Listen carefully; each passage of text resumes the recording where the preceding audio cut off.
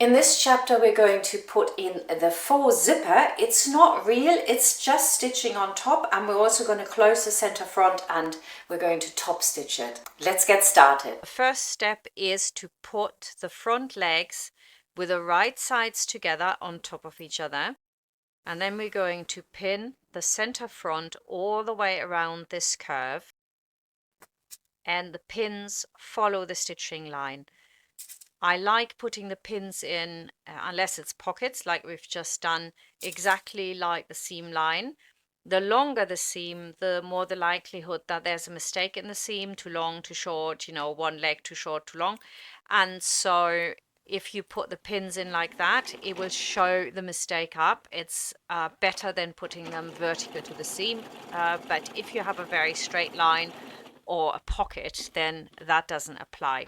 Now here you can't push and pull the fabric all the way around. It's not possible. Lift your presser foot and turn the fabric until you get round the curve so that you run straight into that seam line there, so you don't have a dip in that area. It needs to be quite straight because we're going to put the cam snaps in there and the facing lies on top of it. So when you're serging that seam, make sure that you pull with the right hand the fabric towards the left, and the left hand pushes the fabric into the presser foot so that you catch everything just right, just like that. We are going to top stitch that seam to the right side of the front of the pants. So I'm going to iron the seam into that right side, and I do it from the outside. It makes it a little bit easier. If you're not sure which way to do it from the outside and it'll come out correctly. Now let's have a quick look at one of these pants I've already done so that you can see how it's finished. Here you can see I have got just one line coming down in the zipper area, and it apart from that, it looks exactly the same. It's really cool. So mark the stitching lines. The first one is 2.5 centimeters, and then we have 1 foot width from that to the inside of that line, and then 5 centimeters down. Basically, it was the length of my pocket opening, so roundabouts there. You do that, draw it really nicely in the curve. That might help you. You could also do it with tailor's chalk so it's white, and especially on dark fabric you can see it a little better. Check it's okay, and if it is, we can start by top stitching the seam first, and then we're going to top stitch around the curve. If you have a lycra fabric, the stitch formation might not be so smooth, so just put some regular paper underneath it. That makes it easier, and then you can rip that paper away. If you are avid crafter, you might have some embroidery paper there, so you could take a little bit and put that underneath it and then rip it off. This stitching line doesn't hold anything, so you don't really need a fly. Basically is what I'm saying. You don't need a fake fly there.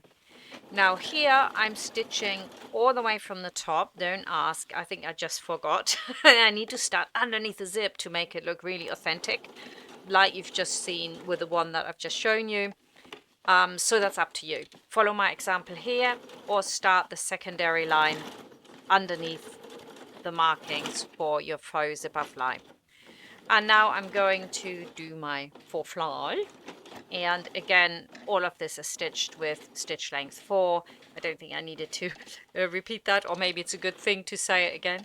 Don't forget. And I'll go all the way around. Brilliant.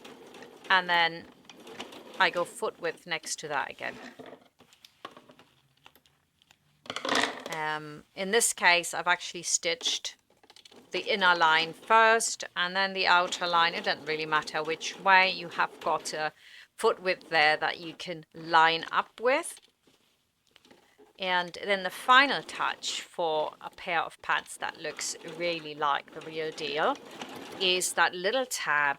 It's a zigzag stitch that's very close together, almost like a buttonhole stitch, but quite wide. It's a really nice tab, backwards and forwards at the end so that it doesn't come apart, and it makes it look like a proper pair of jeans. This is traditionally where the fly is fastened to the rest of the zip. Great, oh?